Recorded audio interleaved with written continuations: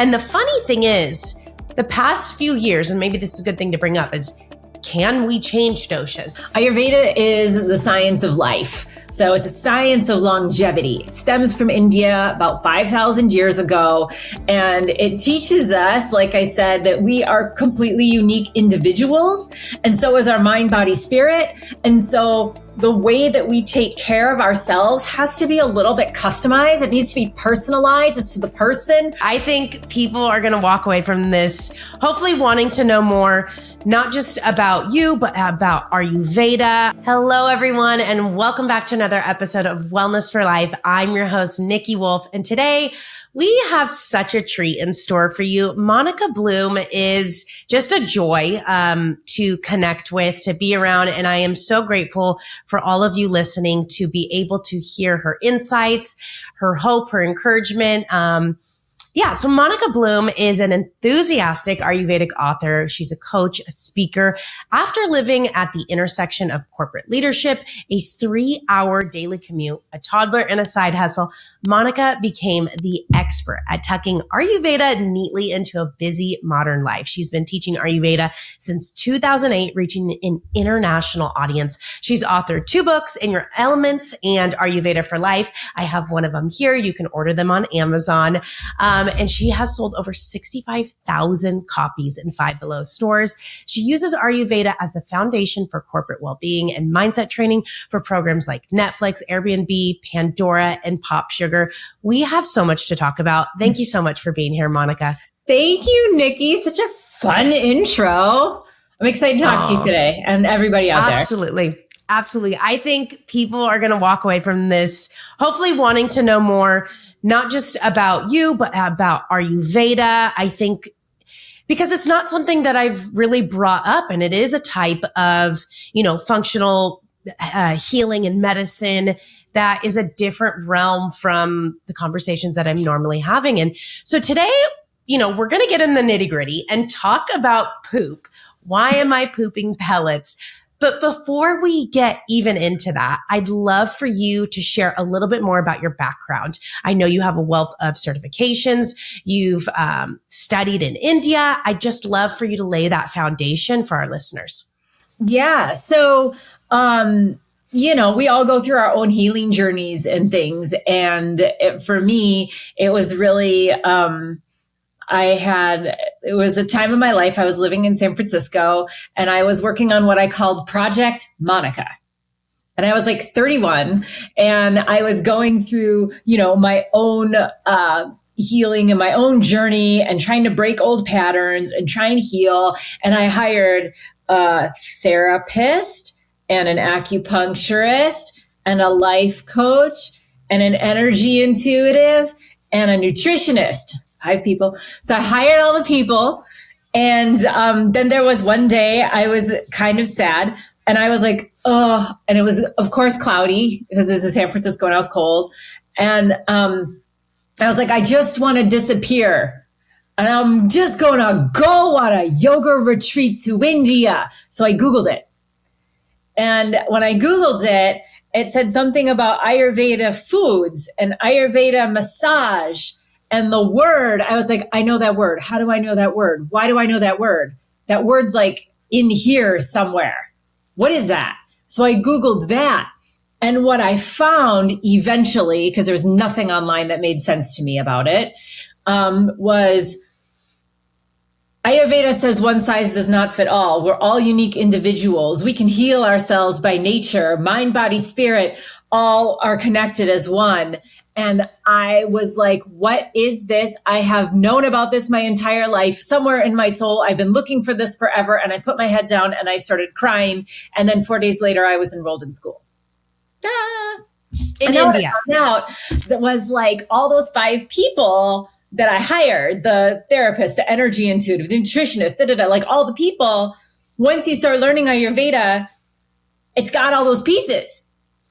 And then what I realized is I just needed me to understand me.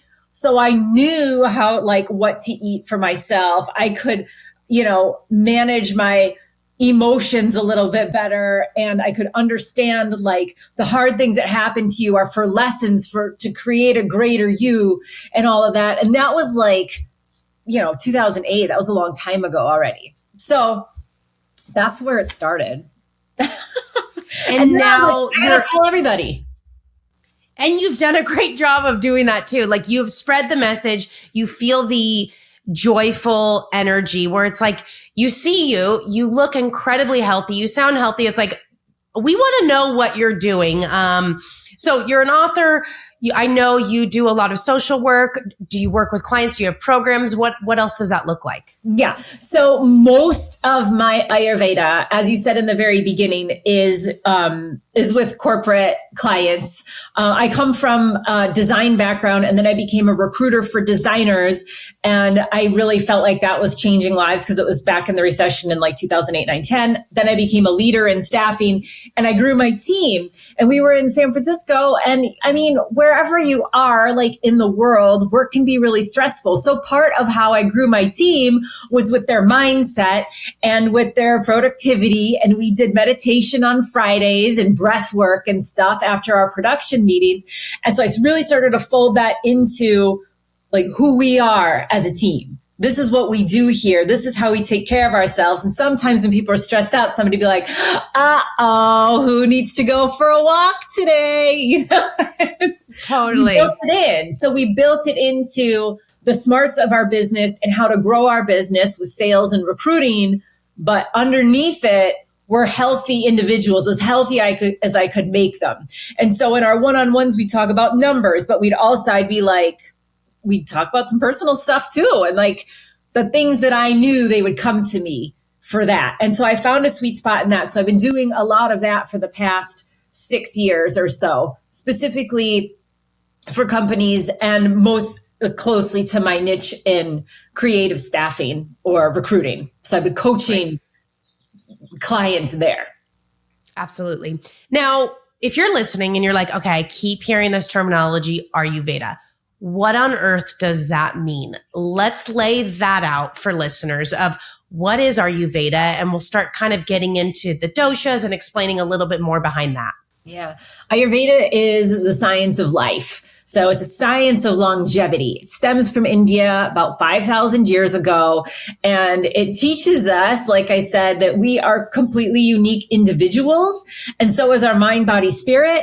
And so the way that we take care of ourselves has to be a little bit customized. It needs to be personalized. It's to the person. We all have different genetics, environments, life paths, things we're exposed to, traumas, etc. And they're all totally different. And so the way I think where I was getting frustrated in my own journey is that the way that Western medicine treats us is all the same. And they just look at the symptoms and they're like, well, here's the symptom and that's the problem. We're going to cure the symptom. Ayurveda says, this is Niki. This is Niki. This is who she is. And this is what she needs for her diet, lifestyle, emotional, mental care. But the best thing about Ayurveda is its focus is prevention. So instead of Niki getting those symptoms in an ideal Ayurveda world and what they did back in the day is I'd be like, let's pretend I would be your like family Ayurveda physician, Niki. And I would know Niki and I would know your child and I would know your partner. And I would say, okay, guys, here's your diet and lifestyle routine. Here's your meditations. Here's your this. Here's your daily routine. Da-di-da-di-da. May you never get sick. And that's how it worked. I would know you forever. I would know your child as she grew. And I would help you not get sick in the first place. And actually, that's how Ayurveda doctors made the most money when they didn't have sick clients. Neat, right? And totally reverse of what we're doing. So with that said, do you want to go into the elements and the doshas real quick? Yes, I'd love to explore that. I think maybe some people have heard, especially if you've done yoga, maybe some of these things have been brought up before. But yes, let's explore the elements, the doshas, and kind of lay that out. Okay, get ready. We're going to tell a little story. So Ayurveda says that we are a small part of the giant nature. And the giant nature is the macrocosm. So all the way out to the great giant universe and down to our planet and all the way down to the trees and the bugs and the grass and the cells. There's only 5 things that exist. And those 5 things are space, air, fire, water, earth. That's it. Those 5 things combine to create all this stuff, and including our bodies and including our teeny tiniest little cells. So from those 5 elements, space, air, fire, water, and earth, there are 3 energies that are created. And these energies are called the doshas. Okay. And so let's go through each one of them. The first dosha is Vata dosha, and it is made of space and air. Very subtle. So Vata dosha is the energy of movement. It's responsible for everything. It's the instigator of motion. It creates space in things and holes in things. It moves things from place to place. It creates a flow and a way of doing things, because without it, the other 2 doshas can't move. Okay, so that's Vata dosha. The second dosha is Pitta dosha. And Pitta is made of fire and water. And Pitta is the energy of transformation. So while Vata is moving things and creating a flow and circulation and eyes blinking and hands moving, you can tell I'm kind of Vata because I have a lot of motion going on right now. Because everything's moving. But Pittas are like they transform things. So it's the energy of transformation. So Pitta will take, like, let's envision a fire, right? So you envision a fire, you put a log on the fire, and what happens to the log? It turns to ashes. It's no longer a log, it's ashes. Whereas Vata would have taken that log and maybe moved it over here. Pitta is like, it just changes it into something else. That's Pitta's job. In our mind, it's constantly sorting, analyzing, changing something from one thing into the other. And it's also in digestion. It transforms our food into, well, Vata and Pitta work together. Anyways, I'll keep going. So that's Pitta dosha. The third dosha is Kapha dosha, which is water and earth elements. So Kapha is the energy of lubrication and structure. So it's like sticking things together so we can have a structure. Vata's moving things, Pitta's transforming things, and Kapha is making sure that there's a structure for that stuff to happen, and a strength and a build, and it's like strong. So we have all 3 of these doshas in us. They all have different functions in the body. We can talk more about like the emotional, mental, physical tendencies of each dosha, the characteristics of each one. But the overall picture is that all 3 of them work together in the physical body and in our minds to create this. And then the other thing is that we have them in unique combinations. You and I don't have the same combination of doshas, but for simplicity's sake, we need to understand that we'll gravitate toward one of those doshas. You might be really windy and fast and talk a lot and do multitasking and like be constipated and like constantly be snacking. That's very Vata behavior, very expressive, make a lot of faces, walk fast, talk fast. Everything's fast. That's very Vata in nature. Pitta is more of like the leadership, the intellect, the sharpness, the heat, the problem solving, the strategy. That person's going to be more like that. The details. They will find every typo and everything wrong with it. They'll ask a trillion questions until they get it to the sharp point. And then there's Kapha, and Kapha is like all love and food and hugs and like good times and good feelings and peacemakers. And we're going to bringing the people together, sticking it like glue. That's what they do. And then this is the point where everybody goes, I wish I was more Kapha.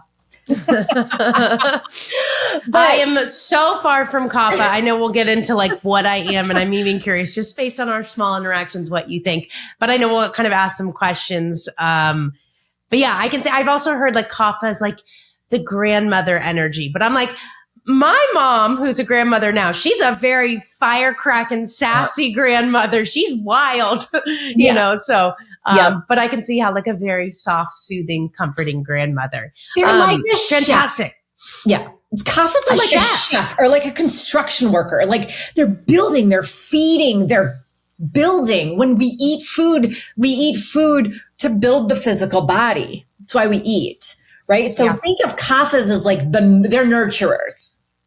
They're nurturers. So maybe grandma, if grandma's nurturing, but if she's firecracker and she's like doing everything, she's not very Kapha. I think she's 100% Pitta. She is like a leader. She can take on anything. She is the detailed, like she makes things happen.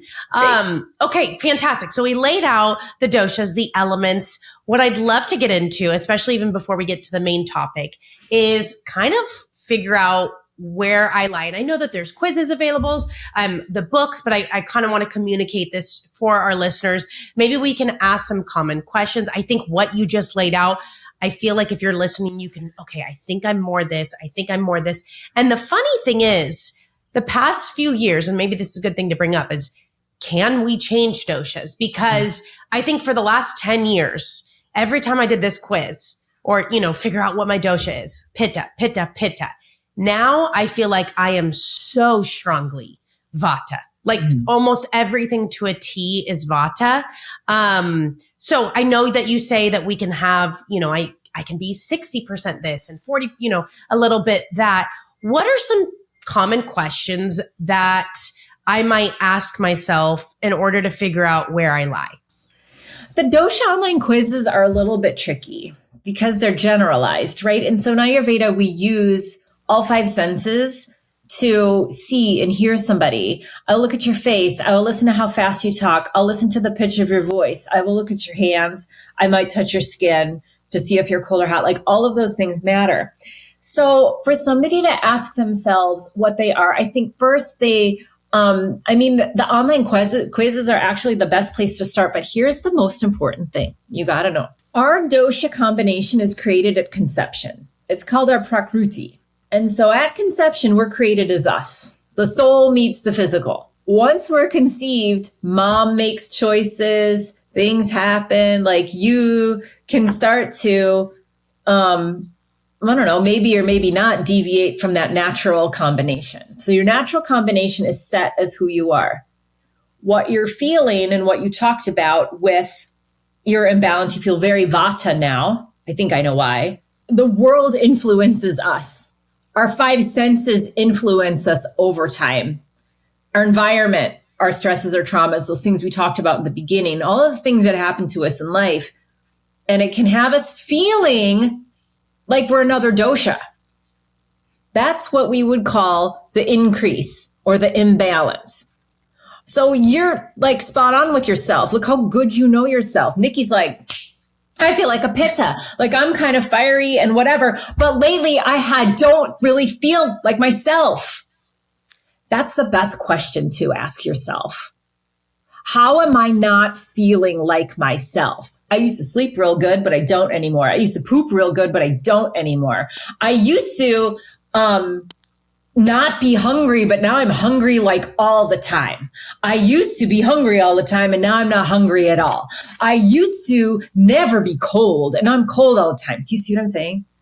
Totally. But then I feel like some things, though, can overlap because I feel like the leadership of Pitta and the fast-paced energy of Vata, you know, and it's funny because I sleep, and I have a 1-year-old. I sleep better now than I have before. I mean, we are very routine. We go to bed. Yes, we are parents of a 1-year-old, and we are in bed at 8:30 every single night religiously. Exactly.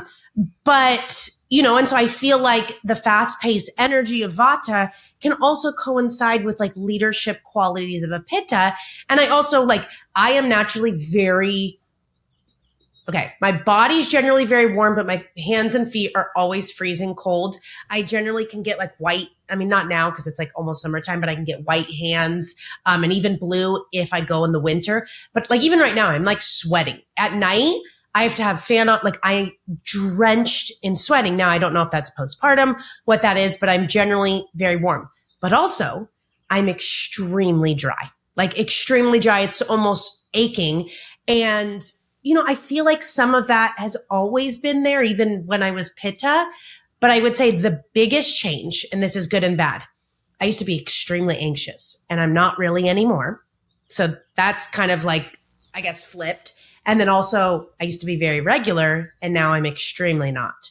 So that's where I'm like, I feel like some things get mixed up where I'm not sure, but I hear what you're saying. It's like the quizzes kind of lead us in a direction, but you need to be asking more questions. You need to be hands-on to figure out what you're at. I think your questions are really good. And I think we need to understand that life isn't fixed and we're not fixed. And in Ayurveda, there are three categories for disease. And one of them is the effects of time. And so the effects of time is a 5-year-old looks different than a 10-year-old, looks different than a 25-year-old, different than a 50-year-old. And there's also seasons that come into play as well. So for your dosha combination, you might be a couple of them and the doshas are in constant flux. They're constantly changing just like a clock. So throughout the day, there are certain doshas that rule certain times of day. But every day is different. The sunrise is 2 minutes different every single day. It sets 2 minutes different every single day. Do you see what I'm saying? And that's where the microcosm, macrocosm, little pieces come into play with Ayurveda. So for yourself, it's about knowing, when do I most feel like myself? And this is for all of the listeners. When do I feel most like myself? Healthiest in my body, happiest and most peaceful in my mind, really into the activity that I'm doing. What is that? When do I feel in my element, totally me? And take a second and think on that and write all that down. I feel like me when I'm doing this. And then be like, how do I feel now? And then you got to think about each of the doshas have a quality. Do I feel too fast? You just said you feel less anxious than you used to. That's good, right? But like, when do I feel more hot? Do I feel more cold? Do I feel more stressed? Do I feel more? And start asking your own self these questions. Because I'm telling you, one of the beauties of Ayurveda is we have a lot of answers, if not all of them, in us already. If we take a second to look inside and stop looking outside for things to cure us. Right? So for you, I'm going to go real specific. Do you mind? Please do. Okay. So for you, I can see the Pitta qualities. I can see the speed. I can see the on fire and all of that. You're probably feeling more Vata now because having a baby is very Vata increasing. Everything moves around. Think about your insides and how much everything has to move. And then think about the force of the child coming out. It's a lot that goes on. The body's equipped for it. Totally cool. But in Ayurveda, ancient Ayurveda, what we would do for you is we'd massage you for 30 days with oil. We would, two-handed massage with the ladies. There'd be 2 ladies massaging you twice a day with oil for the first 30 days. The village descends on the mom and the child. They hold the baby so you can sleep. Like they do. There's a whole bunch of stuff. Sign me up. Yes. We don't have that. We're like, have the child. Oh yeah, you got to go back to work. We moved 2 weeks. So I ended up having her 2 weeks early. And we moved 2 weeks after she was born. My husband was graduating his master's program, moved on. Like there were so many moving parts, so that makes sense. Yeah. And so that's why, but for the listeners, Niki's already, you hit it on the head. You're like, well, I used to feel like this and now I feel like this. Good. Let's work on Vata then. It's not as, you guys, you don't have to know your dosha exactly. My teacher, who's been studying Ayurveda for 40 years, who's Indian, he's like, yeah, I don't really still know my dosha. So don't stress about it. Know what they are. Know the characteristics. Know the qualities of them. Are they hot, cold, fast, light, heavy, mobile, all that stuff? But don't hold tight to feeling like you have to understand who you are in a box, because Ayurveda is not like that. Okay. It is hey, you tend toward this usually. And then when this happens, you're way over there. So like you said, the fieriness of you feels like it has increased. Well, let's think about this for a second. We talked about the elements, right? When you have a fire, let's say there's a wildfire. What is the worst thing that can happen to a wildfire that makes it spread? Wind. Mm-hmm. So you have Pitta, which is the fire, and you have Vata, which is the wind. So Vata is going to be involved and cause problems and make the fire bigger. So in Western medicine, we're like, I got problems with inflammation. I'm too hot. I'm too hot. I'm too hot. My Ayurveda brain's like, well, what are you doing that's creating wind? Because the wind, the speed, and the other things that we're doing in life could be creating that fire to lose its container. And it's as effective. It's no longer in a barbecue cooking your steak. That's nice. It's burning up the hillside. I know that's a little like crazy thinking, but that's how we think about the elements. And we take those same things and we put them into the body. What has happened in the wind? And the wind is also drying. There's no moisture there. It's not wet. So a fire can be put out and stifled. You could put a little, what do you call those things that you put on a candle? I know what you're talking about. Yeah. No, I don't know the name of it, but I know what you're talking about. A sniffer? Oh, yeah. Whatever. I think it is. Yeah. You can snuff out a fire, or you can pour water on the top. So you can deprive it of air, or you can put water on the top. And so when we're thinking about different things with our bodies, for you, it's like if you're feeling dry, what's the opposite of dry, Nikki? What's the opposite? Wet. So then you're like, okay, am I drinking enough water? Am I having enough oils in my diet?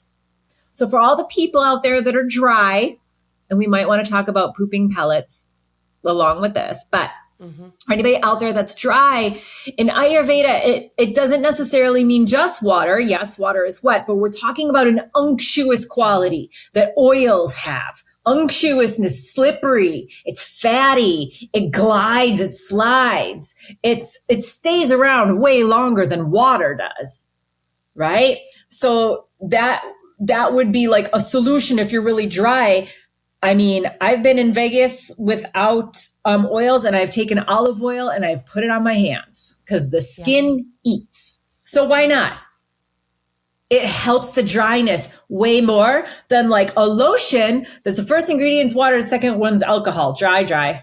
So that's why Ayurveda is always using the oils, because one of the most one of the most aging things, the things that will age us the most, is the dry quality of Vata.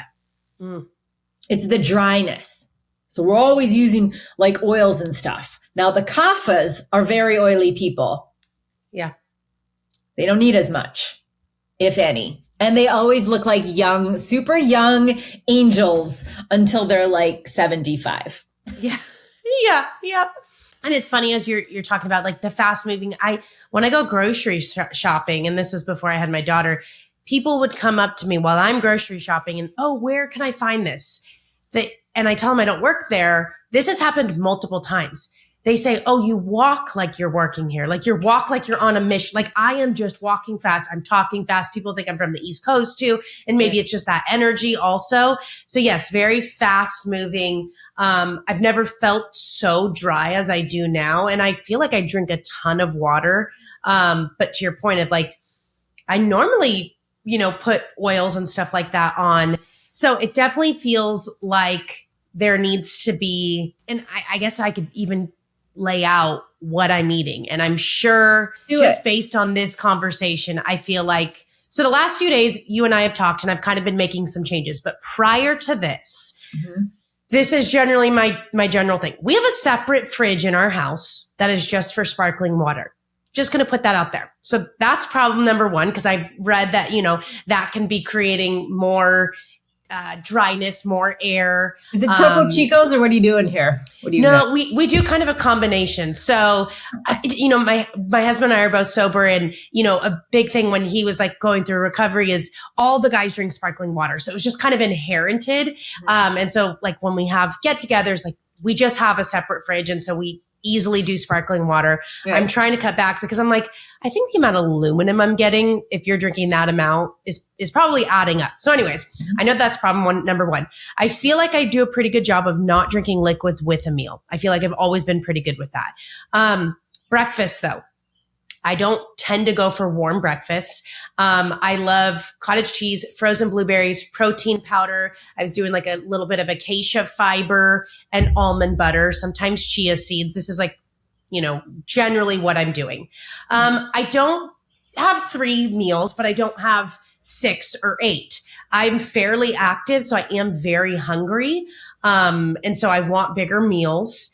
So I'll have that berry bowl, I like to call it. And then maybe I'll have, for a long time, I was doing a protein bar every single day. And it's kind of like the Costco version of a Quest bar. Mm-hmm. So if you know what those are, it's like very dense, tons of fiber in there. Just super, super dense, kind of like this tar-like substance. Sometimes if I have a bar, or I'll do like nuts, I'll do popcorn with that too. Mm-hmm. Lunch is usually a big salad. Like it's a serving bowl salad, and I'll do apple cider vinegar. I'll do, avocado oil. I'll mix a variety of veggies, tons of protein, and a good amount of feta cheese. I might for dinner have another salad. I am a sucker for salads. I've always been like that since I was a little kid. I can eat, a serving size bowl of salads. I'm pretty on top of it with, again, protein and my fats. I don't really do a lot of fruit. I'm very conscious, and this is one thing that I've read or what I've looked in, kind of controversial, that I'm just going to spring on you. I am very conscious with blood sugar. I want to make sure to not have carbs by itself. And I know with Ayurveda, kind of some of the things that I see is like, okay, well, you have your rice or you have your yogurt by itself. You don't mix it with fruit. And so my brain of like blood sugar is like, no, you need the fat and protein to balance. So I know that there's 2 different theories there. Sometimes I'll do another yogurt bowl at the end of the evening. A majority of my diet, to be honest, is salad, protein powder, and it's a really good quality one. Like it's a whey protein powder that's very clean. I was doing a lot of protein bars. By a lot, I mean 1 a day. I like them. I know that's so odd. I like pickles. I honestly, that's kind of like, there's not a whole lot of variety. My husband and I were meal preppers. We don't make okay, let's get in the kitchen and make this. If we go out to eat, we'll mix it up. But I'm generally, if we go out to eat, it's like chicken or steak tacos, or it's like a Greek salad. Like that is just what I love.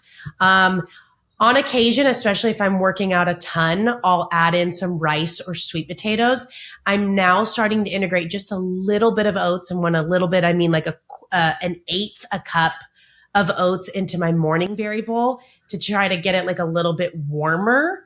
But I know I need to be eating warm foods. I know that salads are not great for me. It's funny, I was telling my husband, I'm like, gosh, I have to give up salads and I have to give up protein bars. And he's like, Niki, you're saying that like you have to give up crack. Like that it's like, it's so intense. Like, like, I don't know. I know I'm different. I know not everybody thinks, does things this way. If I want a sweet treat, I'll have like, I know it's kind of embarrassing to put this out there, but I eat 100% dark chocolate. And so if you've never had that, it tastes like dirt in the beginning. You kind of chop it up really fine, mix it into your yogurt. Then you're actually getting the chocolate flavor. You're not getting the sweetness and the sugar. But again, I'm extremely conscious of my blood sugar. And so you're never going to really find me have carbs by itself. I'm not really doing fruit by itself. I'm not saying all this is right because clearly, I have my degrees. I have my certifications. I know a lot about a good amount of things. But with that being said, I'm not pooping. My digestion is completely out of whack. I know I'm having waste buildup. I know what I'm doing is not right for my body right now. So that's kind of on average. Oh my gosh, please. Well, I say that, but then I'm like, I don't want to give up popcorn on occasion. I don't want to give up my salad. So I do. You just touched on something really cool and important is, I don't want to give up it's the ego. So when we talk about mind, body, spirit being involved in Ayurveda, there's a few parts of the mind, but one of them is the ego, which is attached to the 5 senses. I want to taste that. I want to crunch that. I want to spice that. I want to sweet. I want to taste that. The ego attached to the 5 senses. And then you have your wisdom, which is your buddhi, which is but it's not good for you. Mm-hmm. Yeah, but you're not going to do good with that. And the ego's like, I don't care. I'm going to do whatever I want. Most people make ego-based choices.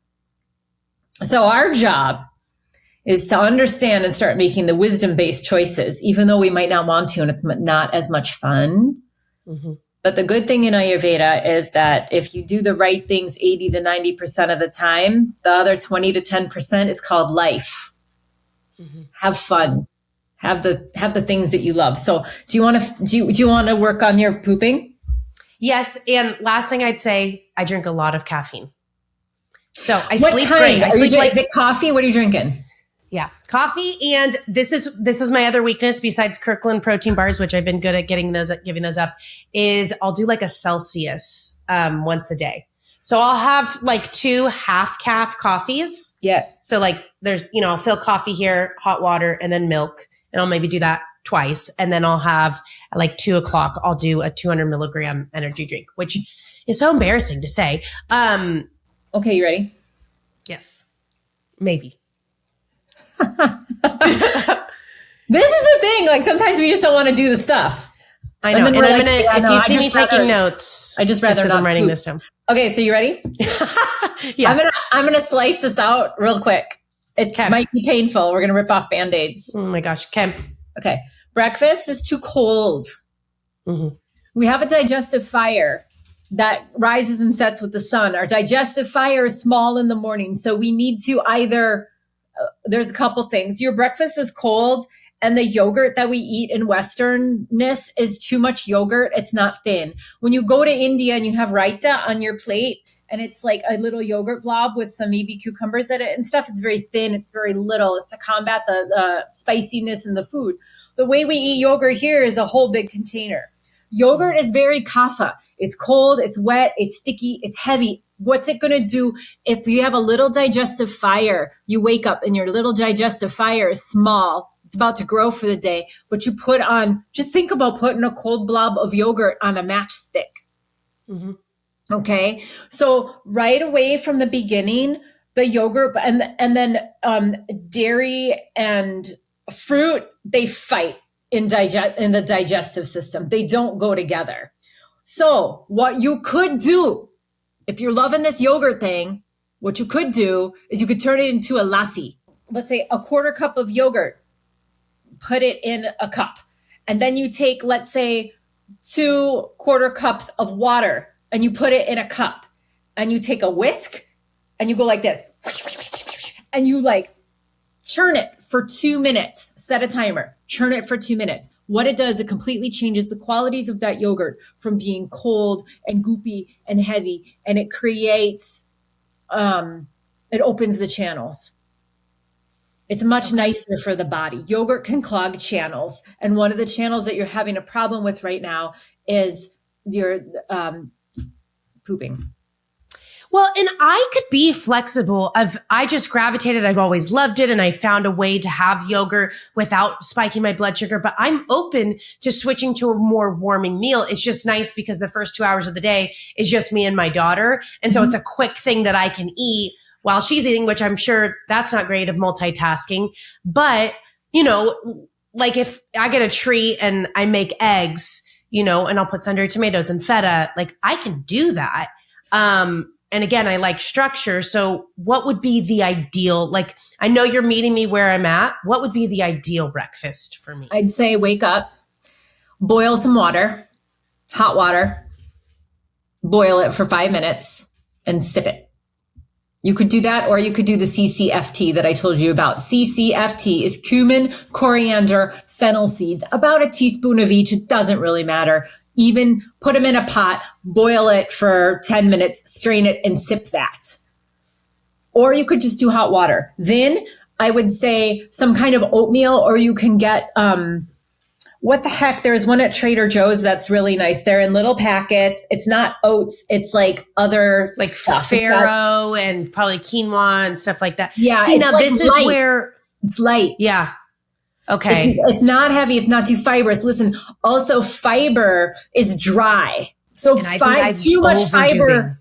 Yeah. Fiber for like straight up pittas, great. It cuts through their oiliness and their heat. Great. Helps them poop. Kaphas, perfect. Kaphas need all the dryness because they're so oily. Kaphas can do with fiber. If you're having a Vata problem, fiber is going to make it more drying, more bloating, more light. The poop's never going to come out. There's nothing taking it down and out.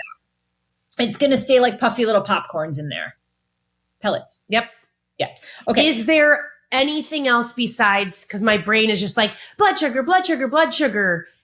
Is there and maybe I just suck it up and I just try it, like to have a warm, maybe oatmeal kind of breakfast that's not spiking the blood sugar. What about put a little bit of almond butter and stir it in?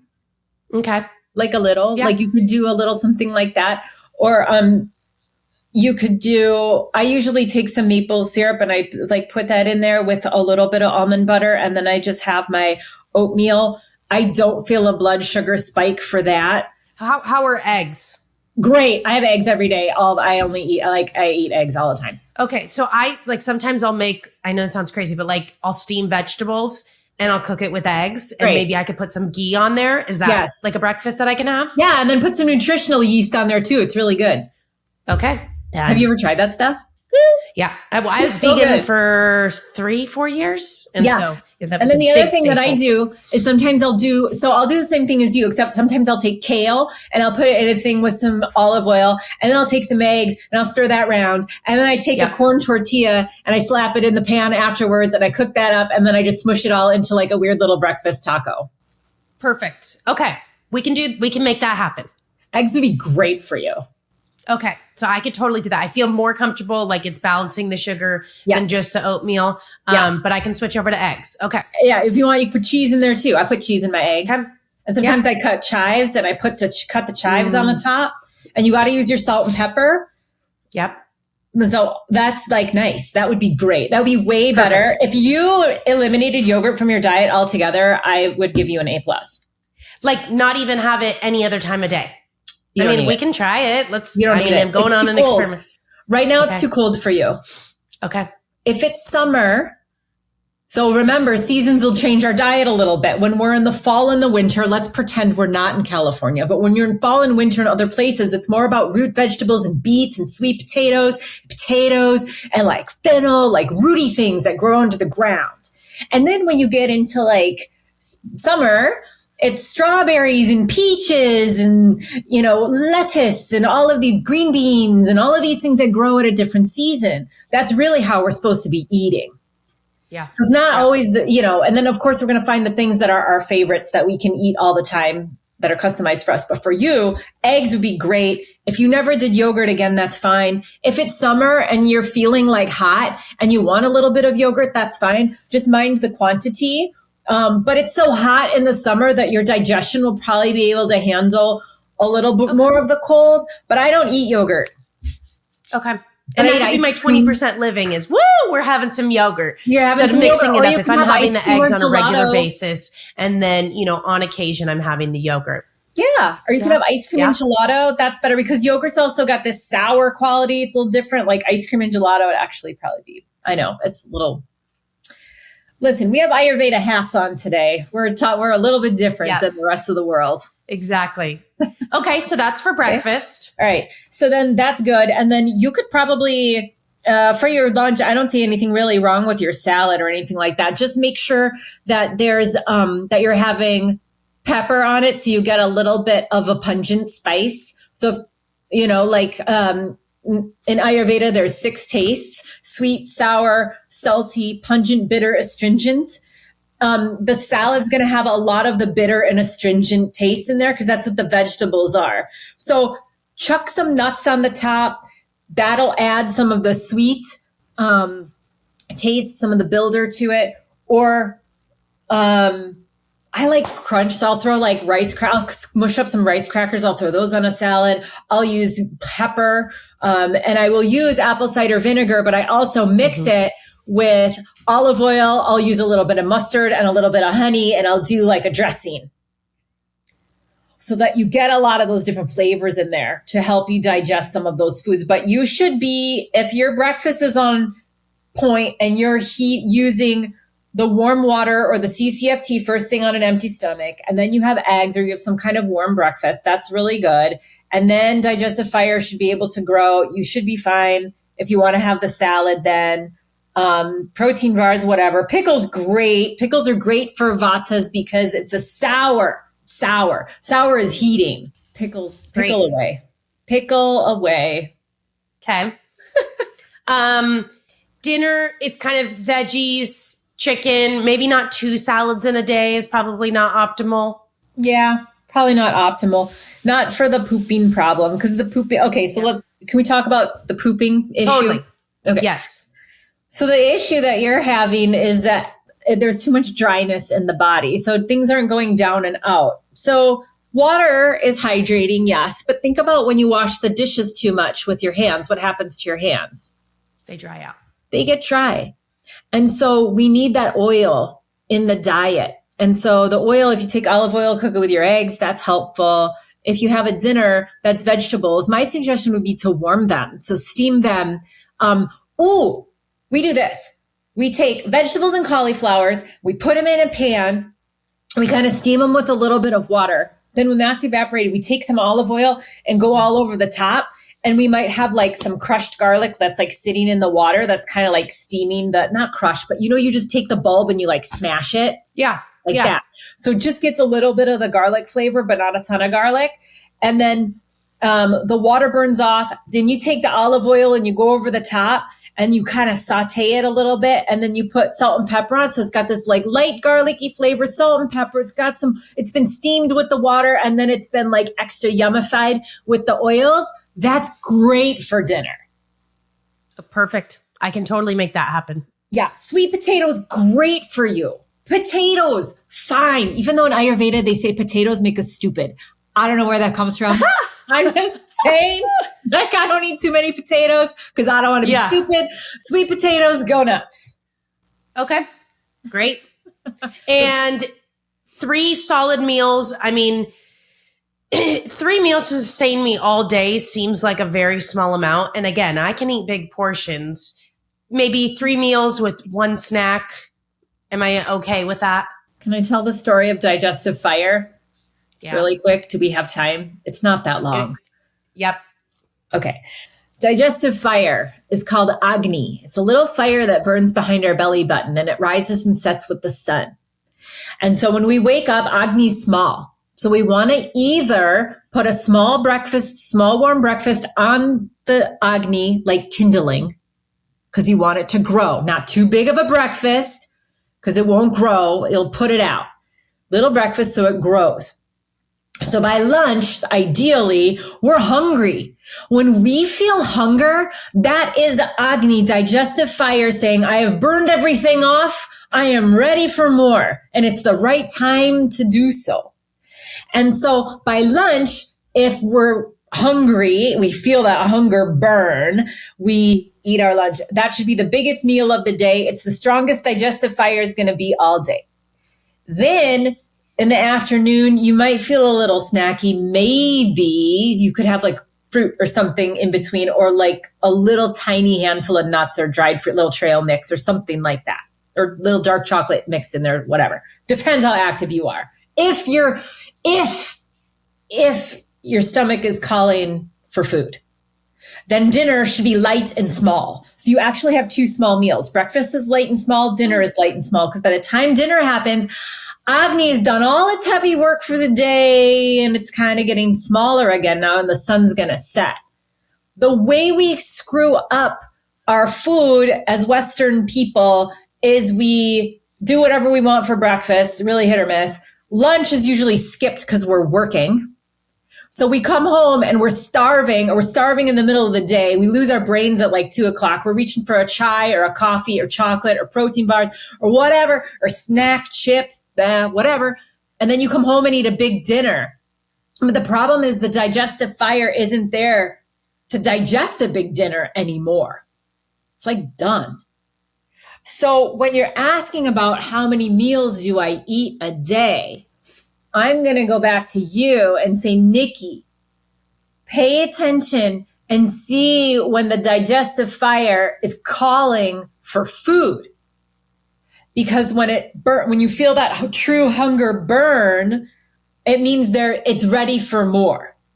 If that burn is not there, it is our job to master our emotions and our ego that says, I'm impatient, I'm stressed out, I want to taste something sweet, I want to crunch on something salty, give me all the pickles, whatever. And, and make that choice. Because a lot of us make food choices based on the ego, not on the actual fire burn. Yeah. So to answer your question real quick, Vatas will likely need 3 to 4 meals a day because they can't retain a lot of food at one time. They just can't. Pittas really do good with the 3 structured meals a day. They can eat a lot. They eat structured. They can kind of always eat because they're always burning stuff off because they're made of fire, only dosha with fire. Kaphas, they can eat once or twice a day and they're good. They don't want a lot of food. Too much food makes them feel heavy, but they're empathetic beings. And so they will usually choose to eat with everybody else because they want to be part of it. Not because their stomach is calling for food or their digestive fire is calling for food. They're eating for the wrong reasons. So to answer your question about how much to eat, my biggest tip for you and for the listeners is to let your own digestive fire tell you when it's time to eat food. And if it's telling you at wrong times, if you're waking up at 2 a.m. starving, or if you're starving at 10 o'clock at night, those are the wrong times to eat. You have to retrain it to have a small breakfast or skip it, a big lunch, and a smaller dinner. So it can be 2 ways. Digestive fire can call for food, and if it's calling it at all these bizarre times, change it and train it to expect food at a certain time. With the training comes the poop. Then the body's like, I know exactly what to expect, when to expect it, becomes a rhythm, becomes a system, becomes a machine. And then the ideal is in Ayurveda, every morning you wake up and you poop, and then all the Vatas hug because they're happy. Oh, that would be the goal. Well, we'll have to follow up in a month or so and figure out where we're at. I'm going to be documenting this journey, kind of, different meals that I'm having, my struggles, the wins. Don't worry, we're not going to get too graphic. But just how these changes that I'm integrating play a role and just help me with my gut healing journey. Monica, thank you so much for this, for laying out this foundation of Ayurveda, the 101, the doshas, kind of diving into my specific makeup. And I'm really excited to utilize the tools that you gave me to figure out, let's not fix the problem, I guess, but let's figure out what I can be doing better to achieve optimal well-being. Where can people find more information about you, your books, all that stuff? Yeah, I got stuff all over the place. You can go to heymonicab.com and find resources there. I'm on YouTube, Instagram, all the places. I do have a Ayurveda 101 course. If they're interested in that, you can ping me on any one of those places and I will get back to you and give you a link for it. It will set your Ayurvedic foundation with a good understanding, and then you can start to customize things for yourself in practice. The one thing I want to make sure that everybody understands is at any point in life, we have to understand we're not broken. Ever. We are not broken. We were built as the divine. And so when we come here and we think that we should be like somebody else or have digestion like somebody else or whatever, no, you could just say a little prayer and say, I am exactly where I'm supposed to be today. I can relax. And even if it's not an optimal time in your life or whatever, time fixes most things. You'll get through it and you'll learn. And that's how we get better and better. So please never think that you're broken or that you have it bad. My encouragement is for you to look and see what you're learning from these things and make little changes and see what you can do to change it. Absolutely. Well, thank you so much for being here, for sharing your insights and your background. I'm just so excited to connect and see how this all turns out. I'm excited for you. Keep me posted. And thank you so much for having me. It's a delight to be with you, Niki. Absolutely. Thank you so much, Monica. Bye.